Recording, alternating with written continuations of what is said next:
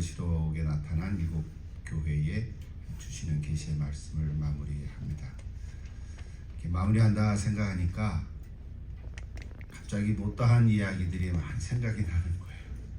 그래서 그거를 몇 개 준비했는데 다음 시간에 언급을 하기로 하고, 그 중에 하나 제목만 얘기한다면, 늘 요한계시록은 해석에 따라서 메시지가 달라지고 또 적용이 달라지곤 합니다. 그 중에 하나, 왜곡된 해석 중에 하나가 세대주의적인 관점입니다. 그걸 다 지금 설명할 시간은 없는데요, 나중에 기회가 되면 세대주의적으로 해석하는 관점은 잘못된 걸로 생각을 하고, 또 여러분들이 다 그렇게 동의를 하니까 혹시 여러분 중에서도 요한계시록에 관계된 글을 읽거나 또 책을 보거나 또는 어떤 말씀을 들을 때 잘 분별할 수 있기를 이렇게 바랍니다. 그동안 각 교회를 통해서 주시는 핵심적인 메시지만이라도 여러분은 기억하시기를 이렇게 바랍니다. 제가 이렇게 한 페이지 써놨는데 그냥 아까 부른 봉헌 찬송가의 그 가사로 대체를 하고자 합니다. 여러분이 7개 교회의 핵심 부분들을 다시금 기억하면 좋겠습니다. 그 뒤에 지도도 이렇게 제가 인쇄를 해놨는데, 여러분 지도도 다시 한번 확인하면서 이렇게 시계 반대 방향으로 이렇게 돌아가면서 있죠. 에베소, 서모나, 버가모, 그리고 두아디라, 사대, 빌라델비아, 그리고 라오디게아 이렇게 있습니다. 자, 오늘은 라오디게아 교회 주신 말씀입니다. 핵심은 책망 가운데 있습니다. 그래서 15절에 나오는데 성경을 옆에 펴놓으시고 확인하면서 같이 말씀 들으시면 좋겠습니다. 15절인데요. 내가 네 행위를 아노니 네가 차지도 아니하고 뜨겁지도 아니하도다. 내가 차든지 뜨겁든지 하기를 원하노라. 그랬어요. 자, 이 말씀 우리가 여러 번 들었죠. 차든지 뜨겁든지 하라. 여러분, 그렇다고 이 말씀은 둘 중에 하나를 선택하라는 것은 아니잖아요. 뜨겁든지 차든지 하라. 그러니까 둘 중에 하나 택하면 되나요? 그런 의미가 아니죠. 뭐 하라는 거예요? 뜨거워라 하는 거지. 뜨겁게 하라 하는 거죠. 회복하라 하는 거죠. 열심을 내라, 그런 말하는 거죠. 열정적으로 헌신하라는 건데, 그래서 오늘 주제는 헌신에 대한 점검이라고 말할 수 있습니다. 그 말씀이 사실은 19절에 나옵니다. 물은 내가 사랑하는 자를 책망하려 징계하노니 그러므로 네가 열심을 내라, 회개하라. 이 교절에 나옵니다. 그래서 오늘 설교 제목을 그렇게 정했는데요. 라오디게아 교회는 책망만 있지만 그럼에도 불구하고 하나님께서는 사랑하시는 자에게 징계를 주시는 것처럼 우리 라오디게아 교회 성도들에게 책망만 하고 너 이제 끝장이야 이렇게 말씀하지 아니하시고 그들을 사랑하신 말씀으로 오늘 주십니다. 그것이 회개하라는 말씀입니다. 열심을 내라. 자, 오늘 이게 큰 주제의 틀인데요. 질문이 하나 생겼습니다. 도대체 그들은 왜 열심을 내지 않았을까? 그들은 왜 차지도 않고 덥지도 않게 되었을까? 이 질문에서부터 시작을 해보십니다. 다 좋은데 왜 그렇게 됐을까? 여기 오늘 하나님께서 주시는 메시지가 있습니다. 한마디로 17절에 보면 뭡니까? 부자였기 때문에 그랬어요. 나는 부자라 부여하여 부족한 것이 없도다. 이것이 문제입니다. 여러분, 오해하면 안 되죠. 그럼 부자는 다 문제가 있나? 그런 게 아니죠. 내가 부족한 것이 없다. 그래서 감사하면 되는데 그들이 그렇게 못한 거죠. 여기에 중요한 메시지가 하나 있는데, 나는 부자다, 성공했다, 부족한 것이 없다 자랑하지만 실상은 그렇지 못하다는 거예요. 그거를 못 본 거죠. 여기서 하나님께서 진단하셨다라고 말할 수 있습니다. 하나님이 진단을 보니까 부자지만 부요하고 부족한 게 없어 보이지만 실상은 가난하고 가련하고 눈멀고 벌벗었다는 거예요. 그것을 알지 못했다는 거예요. 참 이상하지요? 자, 이제 본문으로 들어가기 전에 조금 이야기를 하나 해보십시다. 여러분 한번 생각해 보십시오. 우리가 살아가는 삶 속에서도 이러저러한 많은 문제들이 있습니다. 지나간 과거에 겪었을 수도 있고요. 아마 현재도 여러분 그런 문제로 씨름하는 분도 있을 수 있는데, 이렇게 생각해 보세요. 모든 문제에는 원인이 있습니다. 그냥 문제가 생기는 거 아니죠. 원인이 있고, 그럼 그 원인을 진단해서 발견해야 됩니다. 진짜 원인이 뭘까? 처음에 원인은 안 드러나잖아요. 문제만 드러나죠. 현상으로 드러나는 문제를 보고 원인이 뭘까? 이걸 진단해야 하고요. 그래서 진단해서 원인을 발견하면 그 다음 해결책이 나옵니다. 해결책을 하면 그 다음 회복이 되거든요. 이게 하나의 원리죠. 그 문제가 무엇이든지, 예를 들면 우리 육체적인 질병이라든지 혹은 심리적인 마음의 상처라든지 혹은 영적인 미혹함이라든지 무엇이든지 간에 원인이 무엇인지를 정확히 진단하게 되면 해결할 수 있는 방책을 얻을 수 있습니다. 여러분, 우리의 몸에 병이 생기면 어떻게 됩니까? 일단 병원을 찾아가죠. 간단한 감기라면 어떻게 해요? 그냥 타이레놀 하나 먹고 잠풍 자면 낫습니다. 그럴 수 있죠, 권사님? 그래요. 그러나 좀 심각한 병이 있다 하면 어떻게 돼요? 의사에 가서 진단을 받습니다. 원인이 뭘까? 열이 높은데, 배가 아픈데, 원인을 발견해야 돼요. 그래서 원인을 발견하면 치료할 수 있어요. 그래서 정확한 진단을 하려고 검사를 합니다. 이러저러한 검사를 합니다. 근데 검사에도 잘 안 나와요. 그럼 어떡합니까? 정밀 검사도 합니다. 원인을 발견해서 그러면 약도 먹고 치료도 받고 수술도 하고 그러면 회복할 수 있어요. 여러분 잘 아시죠? 이런 얘기들은? 마찬가지로 정신적으로 마음의 상처를 받아도 반드시 원인이 있습니다. 어렸을 때나 성장해서나 누구로부터 독한 말을 들었든지, 또는 어떤 사건으로 말하면 갈등을 겪었든지, 아니면 자기 자신의 성격 때문에 스스로 스트레스를 좀 쉽게 받는 사람이든지, 어떤 원인이든지 뭔가가 있습니다. 물론 복합적일 수는 있지만 이것을 발견해내는 것입니다. 혼자 발견하지 못하니까 어떻게 돼요? 전문 상담가를 찾아가서 자기 이야기를 하게 되고, 또 그걸 통해서 이제 원인을 알게 됩니다. 좀 심각한 문제면 어떻게 돼요? 정신과 의사도 찾아가게 됩니다. 내 마음에 깊이 박혀 있는 내면의 문제를 끄집어내는 거거든요. 이렇게 정기적인 대화를 하기도 하고, 또 대화하기 어려우면 심지어는 최면을 걸기도 하고, 또 약을 먹기도 하고, 어쩌든지 뿌리 깊은 원인을 발견하면 마음의 병도 치료받아서 회복될 수 있습니다. 그렇죠? 영적인 미혹함도 마찬가지입니다. 영적으로 혼미하거나 종교적으로 혼동되는 경우도 여러 가지 이유가 있을 수 있는데요. 귀신에 대해서 잘못된 오해를 하기도 하고요. 성경에 대한 이해가 부족하기도 하고, 혹은 지난날에 잘못된 이단에 빠졌을 때 들은 어떤 거짓된 가르침으로 헷갈리기도 합니다. 그래서 대화를 좀 해보면 대충 분위기를 알 수 있고요. 뿌리를 더 내려가면 시작점을 분별할 수 있습니다. 죄에 대한 고백과 그리고 회개를 하게 함으로 해결책이 시작할 수 있습니다. 그냥 기도와 말씀을 통한 이해를 통해서, 이 기본적인 방법이지만 궁극적으로는 하나님의 은혜와 성령의 역사하심으로 영적인 갈등도 해결될 수 있습니다. 자, 우리 몸이요, 육신도 있고 마음도 있고 영도 있는 것처럼 이 세 가지 관점에서 우리는 늘 문제를 가지고 살아갑니다. 이것을 어떻게 해결해야 하는지는 원인을 발견하고 그래서 진단하면 길이 있습니다. 오늘 라오디게아 교회도 마찬가지. 우리 예수님께서 라오디게아 교회를 진단하니까, 지금 너희는 부유하다고 했지만, 부자라고 했지만, 부족한 것이 없다라고 했지만, 실상은 가난하고 가련하고 눈멀고 벌거벗었다는 거예요.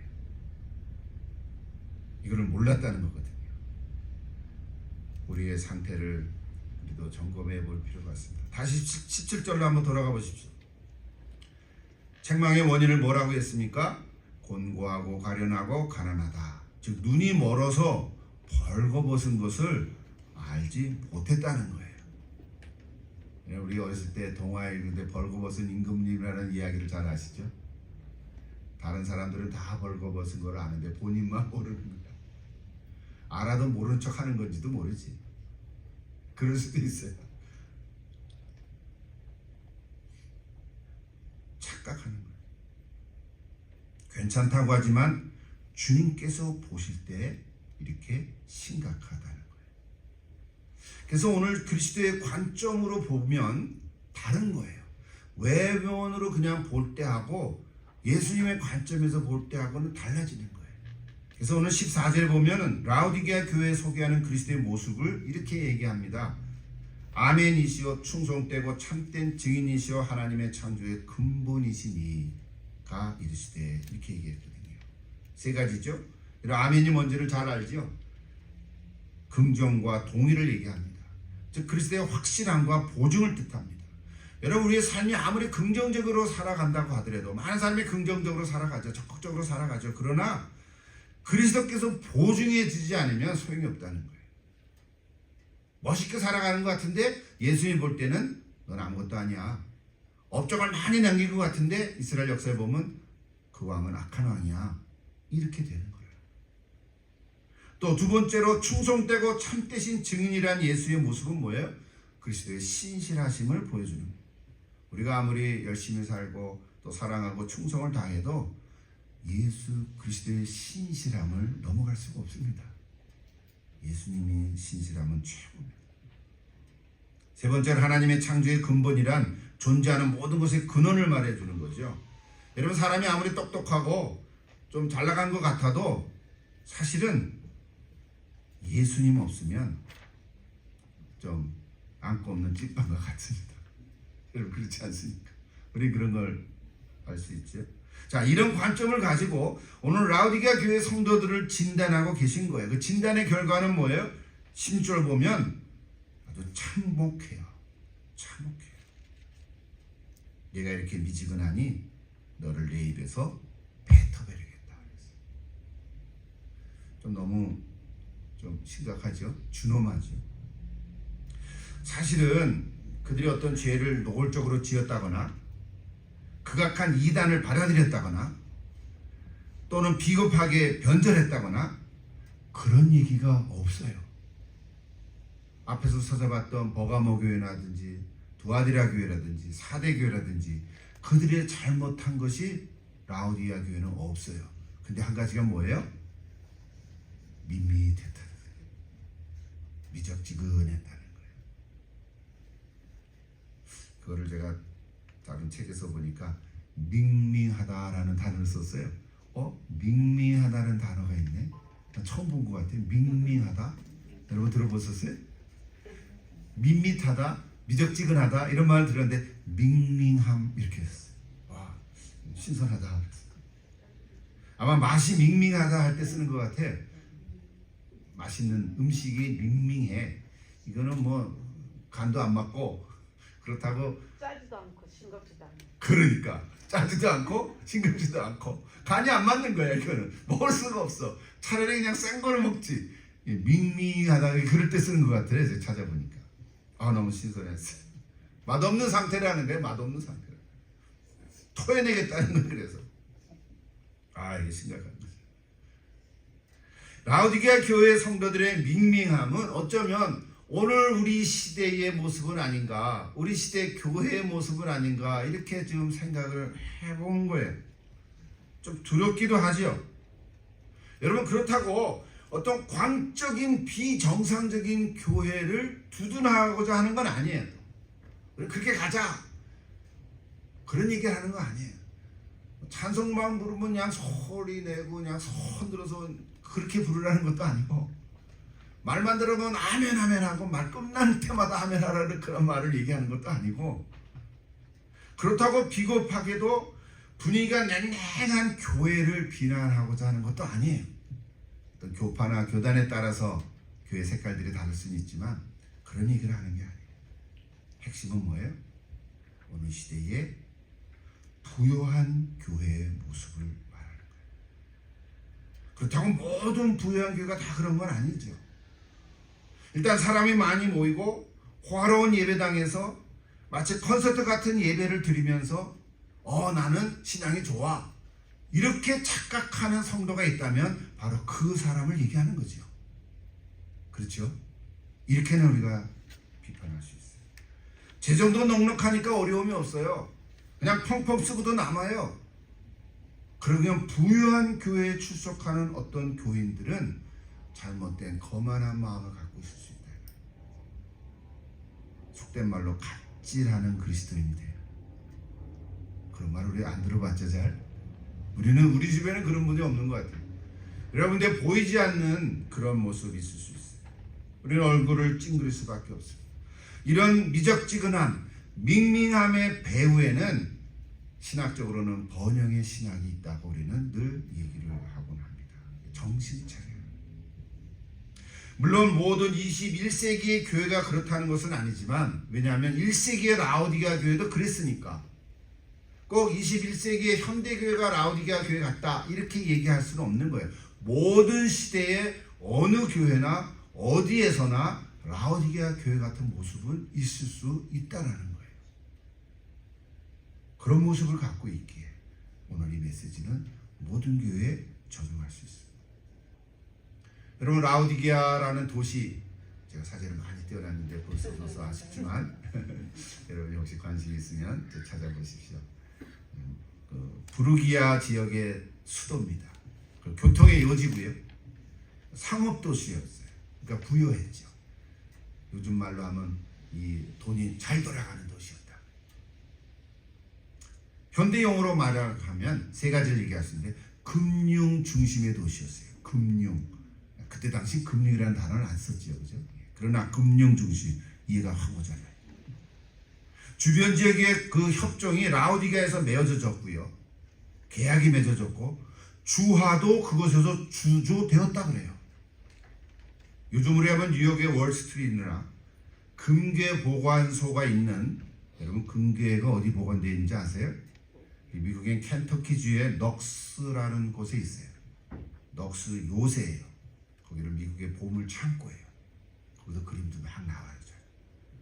그렇게 포트 넉스라고 하는 곳에 금괴가 보관되어 있는데, 그런 것과 같은 도시였어요. 또 하나는 라오디게아는 의류 중심의 도시였어요. 그 주변의 언덕들에게서는 특정한 품종의 검은 양, 그러니까 검은 털을 가진 양, 검은 털 양으로 유명했어요. 그래서 그 털을 가지고 의복을 만들고 카펫을 제작했다는 거예요. 저는 못 가봤지만 프랑스 파리에 가보면 그런 패션의 거리가 많다 그래요. 또 뉴욕의 5분가 가면 그런 거 다 그래요. 패션이 유행한 도시였어요. 또 하나는 의료 중심의 도시였어요. 거기는 의과 대학, 대학이라는 의과 학교가 있었어요. 그 지역에서 생산한 약으로 유명한데요. 귀를 치료하는 나드 연고가 그때도 있었고요. 특히 눈을 치료하는 콜로니온, 지금도 콜로니온이라고 그러더라고요. 안약 정제 형태로 하는 안약을 수출할 정도로. 그러니까 그 라오디게아 교회는 금융, 패션, 그리고 의술, 이런 세 가지 사업이 부여했고 성공한 도시였다는 거예요. 그 얼마나 좋겠어요. 여러분 좋지 않습니까? 좋죠. 그러니까 그런 지역에 있는 교회니까 그 분위기에 맞춰서 풍부한 거예요. 그러니까 그 풍요함에 그냥 취해버리는 거예요. 근데 문제는 어디 있어요? 하나님에 대한 인식이 약해버린 거예요. 하나님에 대한 감각을 상실한 거예요. 그냥 그거가 다 좋은 거라고 생각하는 거예요. 여러분, 어떤 지역에 가면 다 잘 사는 지역의 사람들만 살면 다 그런 줄 알지요. 씀씀이가 다 그런 것 같아요. 한국의 서울의 강남이라는 거라든지, 여기 우리 워싱턴에 사니까 워싱턴의 저 북쪽에 어디 뭐 벨뷰 근처 비슷하게 가봐도 똑같아요. 제가 가보니까 크게 다른 거 없더라고요. 그냥 한 끼 밥 먹고 거기 음식점도 가보면 똑같아요. 그런데 사람들 의식이 어때요? 거기 살면 다 그런 줄 알아요. 10불이 100불 이상 쓰는 것 같아요. 이게 개념이 달라요. 마치 지금 라오디게아 교회 성도들이 하나님에 대한 감각을 상실해버렸다는 거예요. 이게 문제인 거죠. 근데 예배도 드리고 찬양을 부르는데도 열정이 없고요. 감격이 없어요. 열정을 잃어버렸죠. 헌신도 상실됐어요. 하는 것도 아니고 하지 않는 것도 아니고 이렇게 됐다. 그러니까 아까 얘기했죠. 밍밍해요. 참 맛이 밍밍해요. 그거는 못 먹어요. 소금을 좀 쳐야 돼요. 다시 후라이팬에다가 뭐 좀 양념을 쳐서 다시 볶아야 돼요. 그럼 맛있게 먹을 수 있는 거예요. 똑같은 거예요. 또 하나 히에라볼리라고 하는 곳에서 흘러내리는 온천물이 6.5km나 되는 라우디게까지 오는 도중에 그 뜨뜻한 물이 어떻게 됐을까요? 미지근했다. 그 현실적으로 그때 당시. 그러니까 마치 라우디게 교회 성도들이 그랬다는 거예요. 이제 그만 설명해도 다 이해가 되죠. 네. 그래서 하나님께서 치료책으로 주시는 권면이 바로 18절에 나와요. 우리 아까 읽었지만 세 가지를 사라 그랬어요. 불로 연단한 금을 사서 부여하게 하고 흰옷을 사서 벌거벗은 수치를 보이지 않게 하고 안약을 사서 눈에 발라 보게 해라. 비유적인 표현이지만 무엇을 의미하는지 우리는 충분히 알아채길 수 있습니다. 불로 연단한 금이 뭘까요? 한마디로 변치 않는 믿음을 말합니다. 경제적인 부나 변치 않는 믿음, 신앙적인 부요를 가지라는 권면이에요.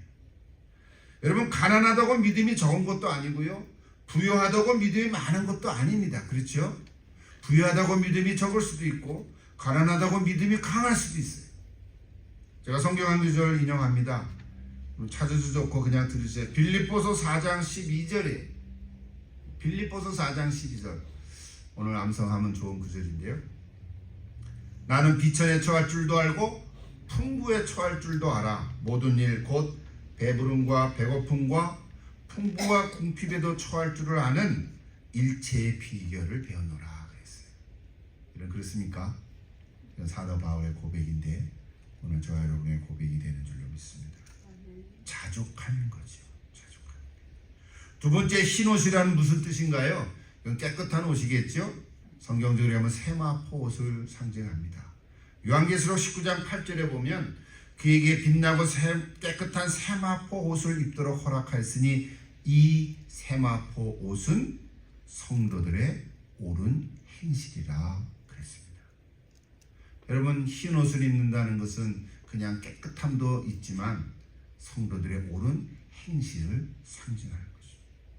여러분의 옳지 않은 일에 가담하면 부끄러움을 면치 못할 것입니다. 여러분, 불법을 행하는 자는 수치를 당할 것이에요.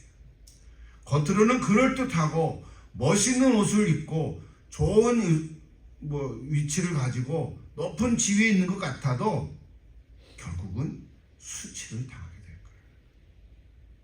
마지막 안약은 하나님을 보게 하는 영적인 각성을 얘기하죠.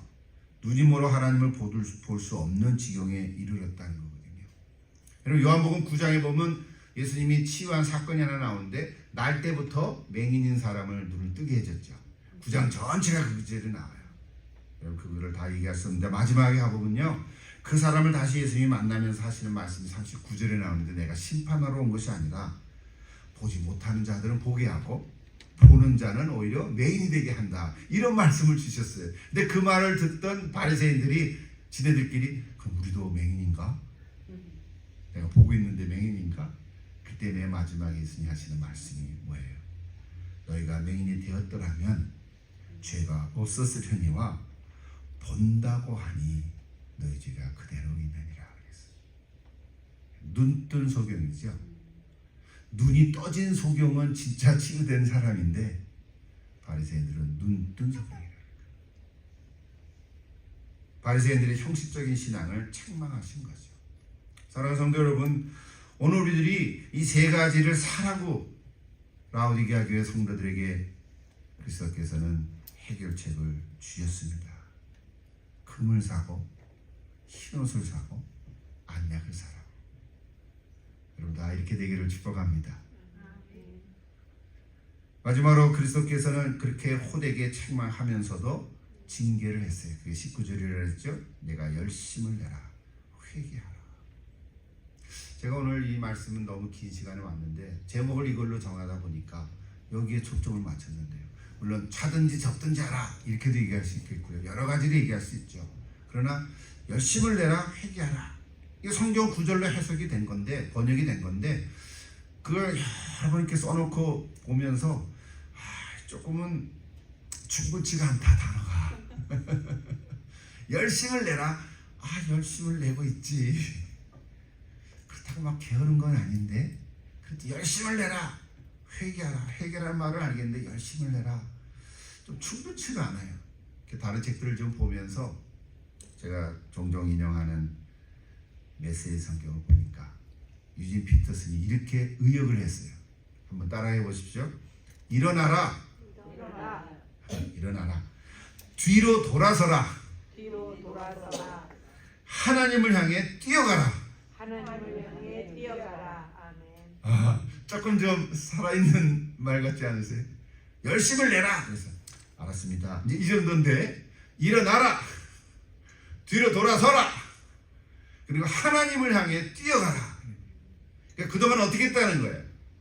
하나님을 등지고 그냥 세상을 바라보면서 그냥 그게 그건지 이게 이건지 물에 물 탄 듯 그냥 뭐 어려움이 없으니까 그냥 하루 지나도 그만 또 내일 지도 그만 이렇게 밋밋하게 살아갔던 성도들에게 일어나라! 그리고 뒤로 돌아서라! 세상을 바라보다가 뒤로 돌아서라. 그럼 누가 보입니까?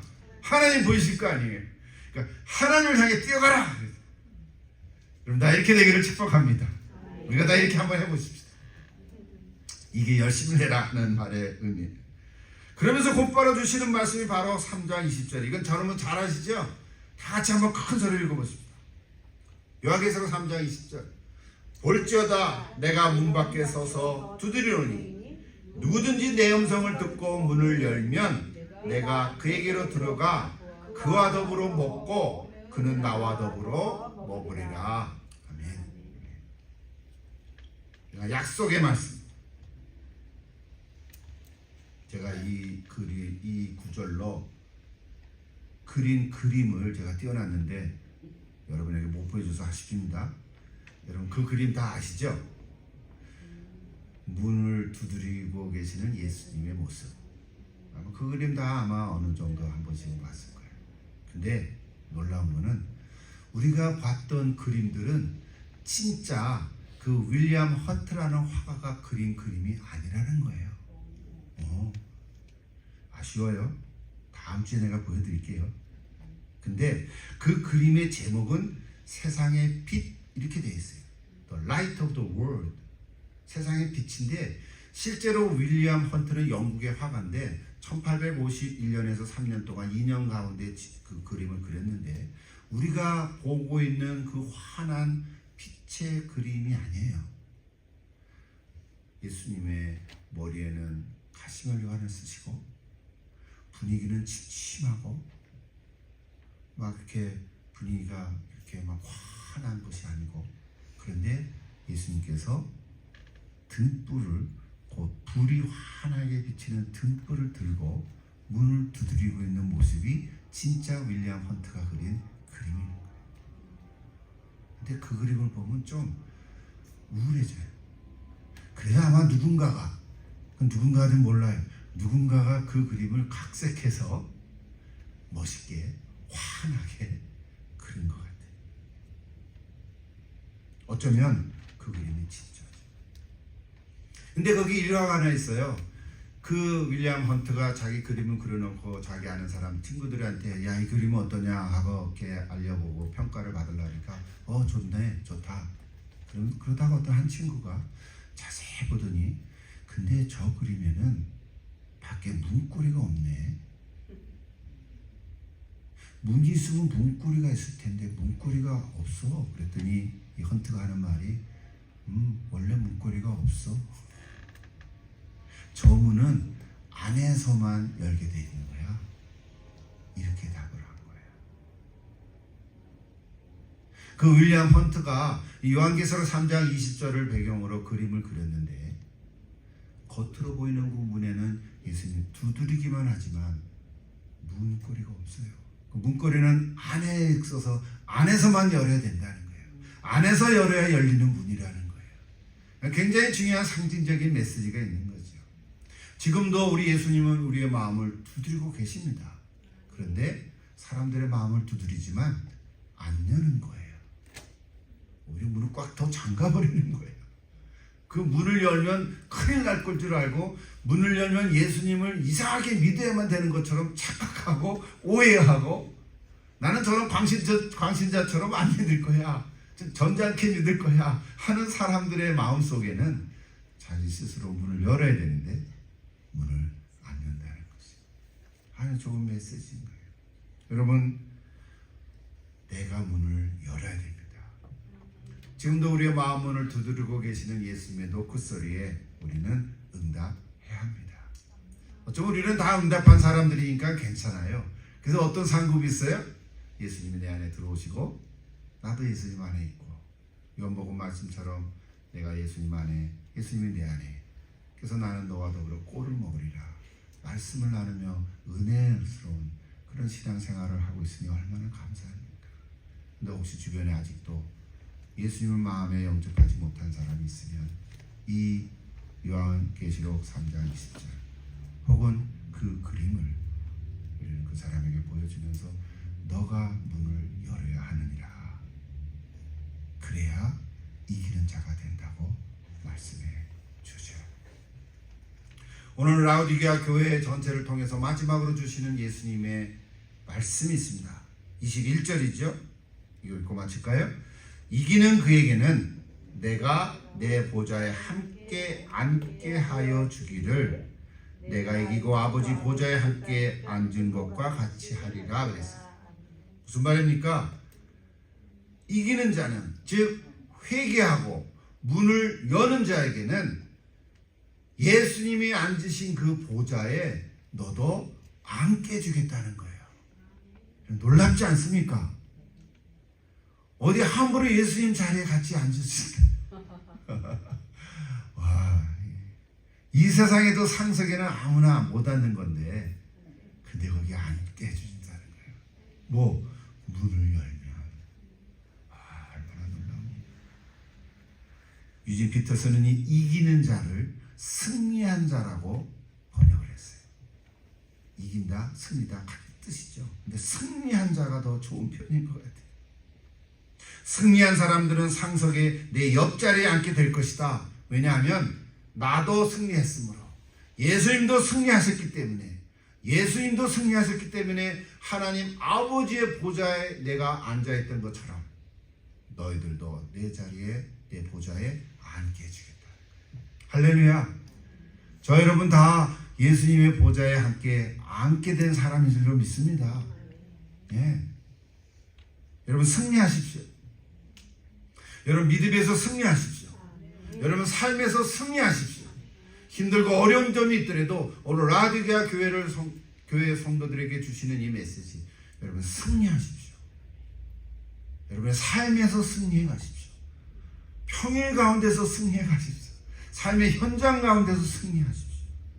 이렇게 승리한 자에게 주시는 보좌의 축복이 있습니다. 예수님은 마귀의 시험을 이기셨고요.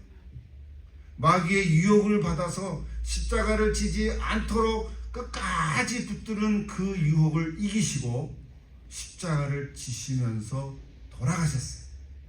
근데 사실 십자가 지시는 것이 하나님의 뜻이었다고요. 십자가를 지심으로 하나님의 뜻을 다 이루신 예수님, 그 예수님은 죽음을 이기셨습니다. 사망을 승리하셨습니다. 오늘 우리도 그럴 수 있습니다.